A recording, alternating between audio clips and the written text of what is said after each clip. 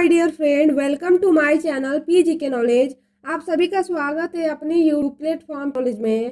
तो आप सभी लोग देख सकते हो, आप सभी के सामने कुछ क्वेश्चन है जो कि आज हम संविधान के क्वेश्चन सॉल्व करने वाले हैं। भारतीय राज्य व्यवस्था के सारे क्वेश्चन को देखने वाले हैं और आज का जो सेक्शन रहने वाला है बहुत ही इंपॉर्टेंट है। पेपर के रिलेटेड हम सारे क्वेश्चन को लाए हुए हैं जो कि प्रीवियस ईयर्स के सारे क्वेश्चन हैं। तो चलिए आज का हम जो संविधान के क्वेश्चन है भारतीय राज्य व्यवस्था से उसका सारे क्वेश्चन सॉल्व कर लेते हैं। अगर आप लोग हमारे वीडियो में नए आए हैं तो हमारे चैनल को सब्सक्राइब कर लीजिए और बेल आइकन को भी प्रेस कर लीजिए ताकि आने वाला वीडियो का नोटिफिकेशन आपके पास जा सके। तो चलिए सबसे पहले क्वेश्चन देख लेते हैं। तो आज का सबसे पहला क्वेश्चन है, अस्थाई लोकसभा अध्यक्ष को क्या कहते हैं? तो जो अस्थाई लोकसभा के अध्यक्ष को क्या कहते हैं? तो प्रोटेम स्पीकर कहते हैं। क्या कहते हैं? तो उन्हें प्रोटेम स्पीकर कहते हैं।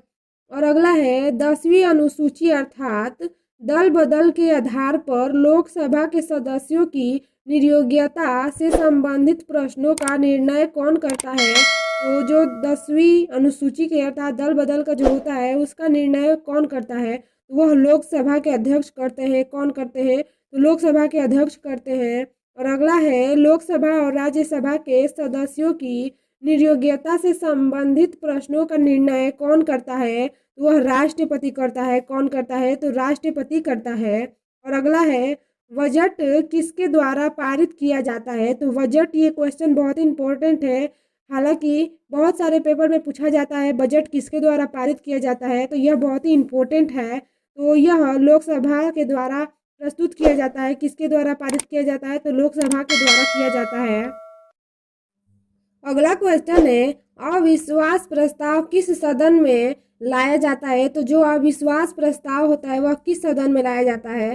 तो वह लोकसभा में लाया जाता है। लोकसभा सदन में लाया जाता है। और अगला है, वित्तीय बिल कहाँ पास किया जाता है? तो जो वित्तीय बिल होता है वह लोकसभा में पास किया जाता है। और अगला है, लोकसभा में वर्ष में कम से कम कितने सत्र जरूरी होते हैं? लोकसभा में एक वर्ष में कम से कम कितने सत्र जरूरी होते हैं? तो वर्ष में 2 बार होने चाहिए। 2 बार जरूरी होते हैं। और अगला है, लोकसभा के लिए प्रथम आम चुनाव कब हुआ था? जो लोकसभा के लिए है ना, तो प्रथम आम चुनाव कब हुआ था? तो 1952 में हुआ था। लोकसभा के लिए प्रथम आम चुनाव हुआ था 1952 में। और अगला क्वेश्चन है, भूतपूर्व संसद सदस्यों को पेंशन व्यवस्था कब लागू की गई थी? तो जो भूतपूर्व सांसद है सदस्यों को पेंशन व्यवस्था कब लागू किया गया था? तो 1976 में किया गया था। 1976 में इन लोगों के लिए पेंशन की व्यवस्था की लागू की गई थी। 1976 से ही अभी तक पेंशन की व्यवस्था उनके पास है और जारी है। अगला क्वेश्चन है, लोकसभा का सदस्य बनने के लिए न्यूनतम आयु कितनी होनी चाहिए? तो जो लोकसभा के सदस्य बनने के लिए न्यूनतम आयु होनी चाहिए 25 वर्ष। लोकसभा के लिए कितनी उम्र चाहिए? तो लगभग 25 वर्ष चाहिए। और अगला क्वेश्चन है, किस संविधान संशोधन द्वारा मत देने की न्यूनतम आयु 18 वर्ष की गई थी? तो कौन सा संविधान संशोधन है जिससे न्यूनतम आयु 18 वर्ष की गई थी मत देने के लिए? तो यह 61वें संविधान संशोधन अधिनियम 1989 से यह किया गया। 18 वर्ष के व्यक्ति, 18 वर्ष के जो बच्चे होंगे वो दे सकते हैं मत। यह 61वें संविधान संशोधन अधिनियम 1989 में यह किया गया। और अगला है, भारतीय संसद का निम्न सदन किसे कहा जाता है? तो वह लोकसभा को कहा जाता है। किसे कहा जाता है? तो निम्न सदन लोकसभा को कहा जाता है। और अगला है, मौलिक अधिकार वह राज्य के नीति निर्देशक तत्वों में क्या समानता है? तो यह एक है। क्या है? तो ये एक समानता है। और अगला है, नीति निर्देशक तत्वों का क्रियान्वयन किस पर निर्भर करता है? तो वह सरकार के पास उपलब्ध संसाधनों पर यह निर्भर करता है। सरकार के पास उपलब्ध संसाधनों पर निर्भर करता है नीति निर्देशक तत्व। अगला क्वेश्चन है, निर्देशक तत्व संविधान में कल्याणकारी राज्यों का आदेश कौन देता है? तो वह नीति देता है। कौन आदेश देता है? तो नीति देता है। और अगला है, भारतीय संविधान का कौन सा अंग समाजवादी व्यवस्था करने की प्रेरणा देता है? तो वह नीति निर्देशक तत्व प्रेरणा देता है। यह नीति निर्देशक तत्व समाजवादी व्यवस्था करने की प्रेरणा देता है। और अगला है, राज्य के नीति निर्देशक तत्व एक ऐसा चेक है जो बैंक की सुविधा अनुसार अदा की जाएगी यह कथन किसका है? तो जो बैंक की सुविधा अनुसार अदा की जाएगी यह कथन किसने दिया हुआ है? तो यह केटी शाह है। कौन है? तो केटी शाह है, इन्होंने दिया हुआ है यह कथन। और अगला क्वेश्चन है, विदेशी भारत की नागरिकता प्रदान करने की आवश्यकता शर्त क्या है? तो आवश्यक शर्त क्या है? वह 10 वर्ष तक भारत में निवास हो। 10 वर्ष में उन्हें भारत में निवास करनी होगी, तब जाके भारत का उन्हें नागरिकता मिलेगी। अगला क्वेश्चन है, दादरा और नगर हवेली भारत में शामिल करने से पूर्व किसके उपनिवेश थे? तो वह पुर्तगाल के थे। किसके उपनिवेश थे? तो यह पुर्तगाल के थे। और अगला क्वेश्चन है, भाषा के आधार पर पहला कौन सा राज्य गठित किया गया था? तो सबसे पहला भाषा के आधार पर जो राज्य गठित किया गया था वह कौन सा था? तो आंध्र प्रदेश था। आंध्र प्रदेश को भाषा के आधार पर राज्य गठित किया गया था, आंध्र प्रदेश को। और अगला है, संविधान की आत्मा किसे कहा गया? तो संविधान की आत्मा प्रस्तावना को कहा गया है। संविधान की आत्मा किसे कहा गया? तो प्रस्तावना को कहा गया है। अगला क्वेश्चन है, संविधान का रक्षक किसे बनाया गया है? तो संविधान का रक्षक बनाया गया है उच्चतम न्यायालय को बनाया गया है। किसे बनाया गया है? तो उच्चतम न्यायालय को संविधान का रक्षक बनाया गया है। और अगला है, उपराष्ट्रपति को किसका सम्मान वेतन मिलता है? तो जो उपराष्ट्रपति होते हैं किसके सम्मान वेतन मिलता है? तो लोकसभा अध्यक्ष के सम्मान। जितना लोकसभा अध्यक्ष का सैलरी होता है, वेतन होता है, उतना ही उपराष्ट्रपति का भी होता है। और अगला है, उपराष्ट्रपति पद हेतु कम से कम कितनी आयु आवश्यक है? तो जो उपराष्ट्रपति होगा उसका पद हेतु कम से कम कितनी आयु आवश्यक है? तो 35 वर्ष, यानी कि उपराष्ट्रपति बनने के लिए कम से कम 35 वर्ष होना आवश्यक है। और अगला है, उपराष्ट्रपति का कार्यकाल कितना होता है? तो यह 5 वर्ष होता है। उपराष्ट्रपति का कार्यकाल 5 वर्ष होता है। और नेक्स्ट क्वेश्चन है, उपराष्ट्रपति के चुनाव संबंधी विवाद को कौन देखता है? तो जो उपराष्ट्रपति के चुनाव संबंधी विवाद होते हैं वह सर्वोच्च न्यायालय देखता है। कौन देखता है? तो वह सर्वोच्च न्यायालय देखता है। अगला क्वेश्चन है, उपराष्ट्रपति के चुनाव में उम्मीदवार के नामांकन के लिए निर्वाचक मंडल में कम से कम कितनी अनुमोदन आवश्यक है? तो वह 20 है। कितनी है? तो 20 अनुमोदन आवश्यक है उपराष्ट्रपति के चुनाव के लिए। और अगला है, भारत में लगातार 2 बार उपराष्ट्रपति कौन रहा था? तो जो भारत में लगातार 2 बार उपराष्ट्रपति के पद पर रहे थे वह कौन थे? तो वह सर्वपल्ली राधाकृष्ण थे। कौन थे? तो सर्वपल्ली राधाकृष्ण जी थे, जो कि भारत में लगातार 2 बार उपराष्ट्रपति के पद पर यह निर्धारित रहे। और अगला है, किस सदन में उपराष्ट्रपति को पदच्युत करने का प्रस्ताव रखा जाता है? तो वह राज्यसभा में, राज्यसभा सदन में उपराष्ट्रपति को पद चुनने की आवश्यक यह प्रस्ताव रखा जाता है। और अगला है, कार्यकाल समाप्त होने से पहले उपराष्ट्रपति को हटाने का अधिकार किसको होता है? यानी कि कार्यकाल समाप्त नहीं है, उनका कार्यकाल चल रहा है उपराष्ट्रपति का, और उन्हें उनके पद से हटाने की जो कि शक्ति होती है वह किसके पास होती है? तो वह संसद को होती है। किसको होती है? तो संसद को होती है, जो कि कार्यकाल समाप्त होने से पहले उपराष्ट्रपति को हटाने का अधिकार संसद के पास होती है। अगला क्वेश्चन है, भारत के प्रथम उपराष्ट्रपति कौन थे? तो भारत के प्रथम उपराष्ट्रपति सर्वपल्ली राधाकृष्ण थे। कौन थे? तो भारत के प्रथम उपराष्ट्रपति डॉक्टर जो कि सर्वपल्ली राधाकृष्ण जी थे। सर्वपल्ली राधाकृष्ण यह लगातार 2 बार उपराष्ट्रपति के पद पे रहे थे, भारत के उपराष्ट्रपति के पद पे। और अगला है, उपराष्ट्रपति अपने मत का प्रयोग कब करता है? तो जो उपराष्ट्रपति होता है अपने मत का प्रयोग कब करता है? तो मतों के बराबर रहने की स्थिति में करता है। और अगला है, उपराष्ट्रपति अपना त्याग पत्र किसे देता है? तो वह राष्ट्रपति को देता है। किसे देता है? तो राष्ट्रपति को देता है। और अगला है, भारत के उपराष्ट्रपति का चुनाव कौन कराता है? तो वह सदन के दोनों सदन कराते हैं। कौन कराते हैं? तो संसद के दोनों सदन जो कि उपराष्ट्रपति का चुनाव करवाते हैं। और अगला है, उपराष्ट्रपति को पद व गोपनीयता की शपथ कौन दिलाता है? तो राष्ट्रपति दिलाता है। कौन दिलाता है? राष्ट्रपति दिलाता है। अगला क्वेश्चन है, उपराष्ट्रपति के चुनाव हेतु कौन सा प्रणाली अपनाई जाती है? तो वह एकल संक्रमणीय प्रणाली को अपनाया जाता है। जो उपराष्ट्रपति के चुनाव के हेतु जो प्रणाली अपनाई जाती है वह एकल संक्रमणीय प्रणाली है। और अगला है, उपराष्ट्रपति का चुनाव कैसे होता है, तो वह अप्रत्यक्ष रूप से होता है। कैसे होता है, तो अप्रत्यक्ष रूप से होता है। और अगला है राज्यसभा की बैठकों का सभापति कौन होता है, तो राज्यसभा के बैठकों का सभापति उपराष्ट्रपति होता है। कौन होता है, तो उपराष्ट्रपति होता है। और अगला है राज्यसभा का पदेन अध्यक्ष कौन होता है, तो राज्यसभा का पदेन अध्यक्ष उपराष्ट्रपति होता है। अगला क्वेश्चन है भारत के उपराष्ट्रपति की तुलना किस देश के उपराष्ट्रपति से की जा सकती है, तो वह संयुक्त राज्य अमेरिका से की जा सकती है। अगला क्वेश्चन है प्रधानमंत्री पद से पद त्याग करने वाला पहला व्यक्ति कौन था, तो वह कौन है, तो मोरारजी देसाई है, उन्होंने पद त्याग कर दिया अपने पद का।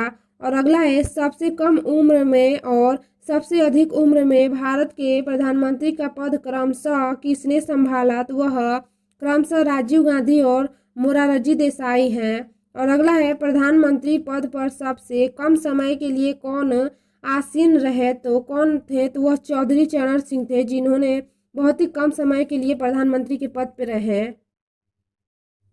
अगला क्वेश्चन है 2 बार कार्यवाहक प्रधानमंत्री के रूप में किसने कार्य किया, तो वह कौन थे, तो वह गुलजारी लाल नंद थे। कौन थे, गुलजारी लाल नंद थे। और अगला है किस प्रधानमंत्री की मृत्यु उसके कार्यकाल के दौरान हुई थी, तो वह जवाहरलाल नेहरू, लाल बहादुर शास्त्री और इंदिरा गांधी, इनकी मृत्यु हुई थी कार्यकाल के ही दौरान। और अगला है भारतीय संविधान किस दिन लागू हुआ था, तो वह 26 जनवरी 1950 को लागू हुआ। और अगला क्वेश्चन है भारत का राष्ट्रपति राज्यसभा में कितने सदस्य मनोनीत कर सकता है, तो वह 12 सदस्यों को मनोनीत कर सकता है। और अगला है भारत के मंत्री डॉक्टर राजेंद्र प्रसाद का चुनाव कैसे हुआ था, तो संविधान सभा द्वारा हुआ था। इनका चुनाव कैसे हुआ था, तो संविधान सभा द्वारा हुआ था, जो भारत के प्रथम राष्ट्रपति थे। अगला क्वेश्चन है भारत का संवैधानिक अध्यक्ष कौन होता है, तो वह राष्ट्रपति होता है। भारत का संवैधानिक अध्यक्ष वह राष्ट्रपति होता है। और अगला है किसी भौगोलिक क्षेत्र को अनुसूचित क्षेत्र घोषित करने का अधिकार किसको है, तो वह राष्ट्रपति को है। किसको है, तो राष्ट्रपति को है। और अगला क्वेश्चन है राष्ट्रपति से 2 बार राष्ट्रपति चुने गए, तो कौन राष्ट्रपति हैं जो कि 2 बार राष्ट्रपति चुने गए, तो डॉक्टर राजेंद्र प्रसाद हैं। और अगला है भारत का राष्ट्रपति किसके द्वारा चुना जाता है, तो भारत का जो राष्ट्रपति होता है किसके द्वारा चुना जाता है, तो संसदों व विधानसभा सदस्यों के द्वारा ही चुना जाता है। और अगला है अध्यादेश जारी करने का अधिकार राष्ट्रपति का कौन सा अधिकार है, तो यह विधायकी अधिकार है। क्या है, तो यह विधायकी अधिकार है।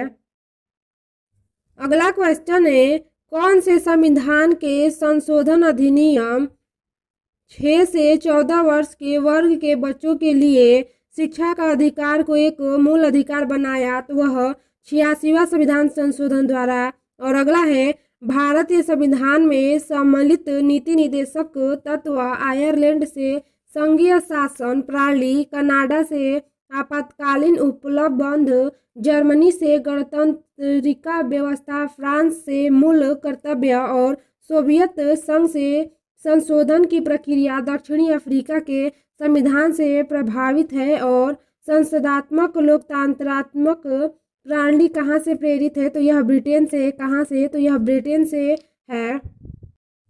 अगला क्वेश्चन है जब भारत स्वतंत्र हुआ उस समय ब्रिटेन के प्रधानमंत्री कौन थे और किस पार्टी की सरकार थी, तो वह कौन थे, तो क्लीमेंट एटली, लेबर पार्टी थी। कौन सी थी, तो लेबर पार्टी थी और वो थे क्लीमेंट एटली थे। और अगला है भारत का मैग्ना कार्टा संविधान के किस भाग को कहा जाता है, तो भाग 3 को कहा जाता है। किसे कहा जाता है, तो भाग 3 को मैग्ना कार्टा कहा जाता है।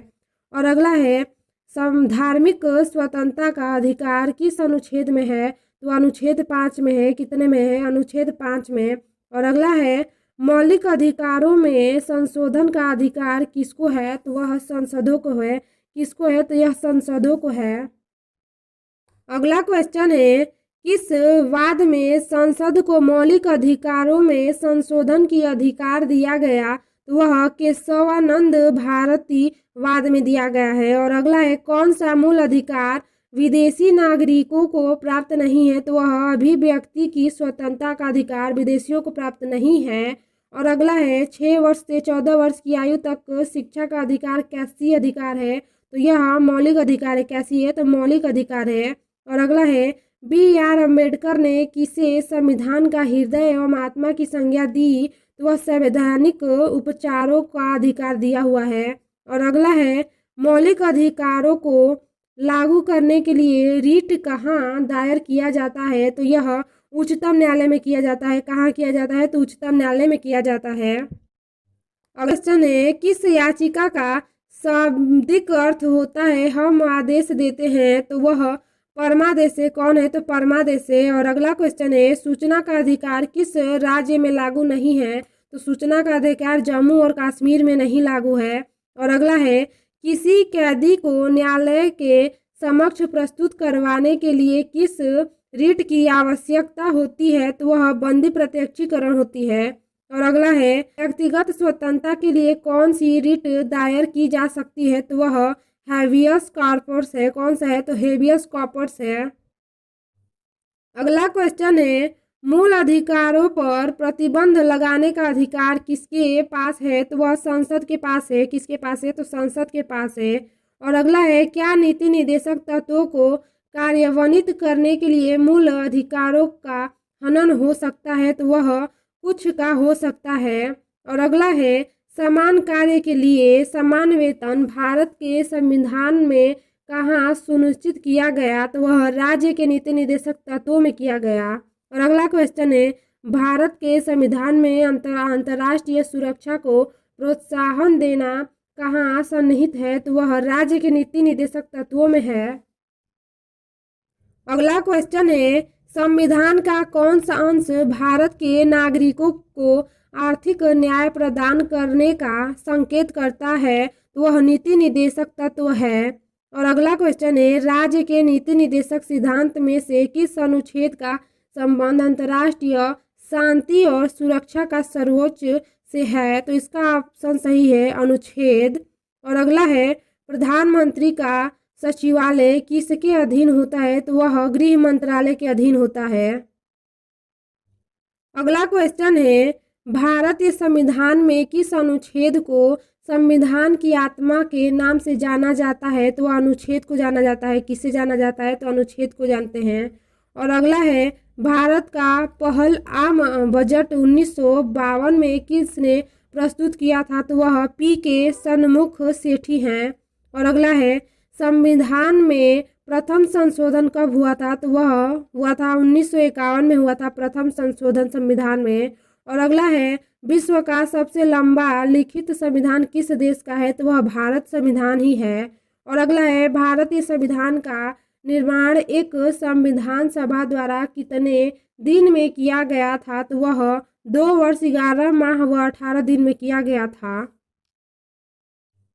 अगला क्वेश्चन है 2 बार राष्ट्रपति निर्वाचित होने वाले भारत के प्रथम राष्ट्रपति कौन थे, तो वह डॉक्टर राजेंद्र प्रसाद थे। और अगला है संविधान में वर्णित मौलिक अधिकारों की रक्षा कौन करता है, तो वह सर्वोच्च न्यायालय करता है। और अगला है भारतीय गणराज्य का संवैधानिक अध्यक्ष कौन होता है, तो राष्ट्रपति होता है। और अगला है भारत का संविधान भारत के लिए किस प्रकार की सरकार की व्यवस्था करता है, तो वह संसदीय है। और अगला है भारतीय संविधान के अनुसार राजनीतिक शक्ति का अधिकार क्या है, तो वह भारत की जनता ही है। अगला क्वेश्चन है भारत का संविधान भारत को किस रूप में वर्णित करता है, तो वह राज्यों के संघ के रूप में करता है। और अगला है भारतीय संविधान को कब अंगीकार किया गया, तो 26 नवंबर 1949 को किया गया।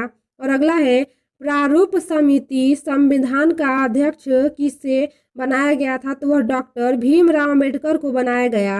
और अगला है पंचायती राज प्रणाली किस पर आधारित है, तो वह सत्ता के विकेंद्रीकरण पर आधारित है। अगला है भारत में सर्वप्रथम उच्चतम न्यायालय की स्थापना का प्रावधान किस अधिनियम द्वारा किया गया, तो वह रेगुलेटिंग एक्ट 1773 के द्वारा किया गया। और अगला है महिलाओं को पंचायतों में आरक्षण भारतीय संविधान में किस संशोधन को करके दिया गया? तो 73वां संविधान संशोधन 1952।